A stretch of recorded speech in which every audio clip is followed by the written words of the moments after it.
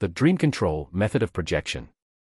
For several nights after you retire, several weeks would be better, watch yourself during the process of going to sleep. Try to concentrate your thoughts within yourself. Think of nothing and no one but yourself. Try to keep a close watch upon yourself, as your consciousness grows dim. Try to remember that you are awake, but still going to sleep. You will catch the significance of this when you try it, far more than you do now, while reading it. After you have learned to hold consciousness well up into the hypnagogic state, until you actually are enveloped in sleep, then you must go a step further and construct a proper dream to hold in mind, while going to sleep. Remember, the dream must be constructed so that you are going to be active in it, and further, it must be constructed so that the action you go through will correspond to the route taken by the phantom when projected. What do you like to do? Swim. Ride in an aeroplane. Go up in a balloon. A Ferris wheel. An elevator. Be sure and do, in your dream, the thing you like to do. If you select something you do not like, the sensation will interiorize you, for it will be unpleasant. Do that which will give you a sensation which you like, and if you become fully conscious, once you are projected, you will like the sensation which you will actually get from the phantom floating in the air. This will go a long way toward ultimate success, to have the action in the dream of such a nature that you enjoy the sensation. Now let us suppose that you enjoy going up in an elevator. This is the formula I use. You have already learned to hold consciousness up to the time you go to sleep. Lie upon your back.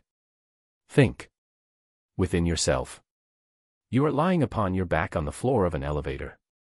You are going to lie there quietly and go to sleep, and as you enter sleep the elevator is going to move upward.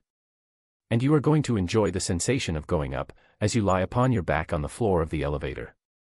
Now it is trembling a little, getting ready to go up to the top story of a large building. Slowly, quietly, it is going up, going up, going up. You are conscious that you are moving upward. You are enjoying the sensation to the utmost. It is nearing the top story now. It has stopped. You are going to rise to your feet and walk out of the elevator and round the floor of the upper story of the building. You are going to look all about you, as you walk round, observing everything. Now you are going to walk back into the elevator and down upon your back on the floor. Slowly you are moving downward, slowly downward, and now you are lying on your back on the floor of the elevator, on the ground floor of the building. I have stated that this was the dream I constructed for the purpose of inducing the astral body to emerge from the physical.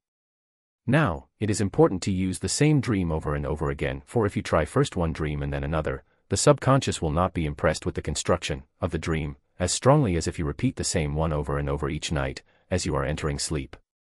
Have the dream vividly worked out in your mind, and hold it before you as your consciousness is slowly diminishing. Shift yourself right into the elevator just as the moment of unknowing ness comes to you, and the astral body will move upward in the elevator. It will upright itself above the shell, just as you dream of standing up when the elevator reaches the top floor. It will move outward, just as you dream you are walking out of the elevator.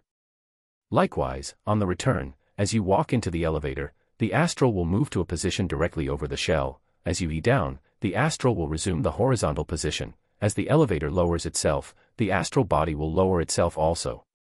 The dream is a suggestion to your subconscious will, and that will act accordingly. You should be able to remember the dream after awakening. Another advantage of this method is that the astral cable does not annoy one as it does when a projection is induced by other methods. If one can project oneself by dream control, and move some distance away, and then become conscious, one should never know that cord activity range exists. The big problem lies in gaining consciousness, when once one is projected. Remember that the dream consciousness is not the true consciousness, although you can remember the dream.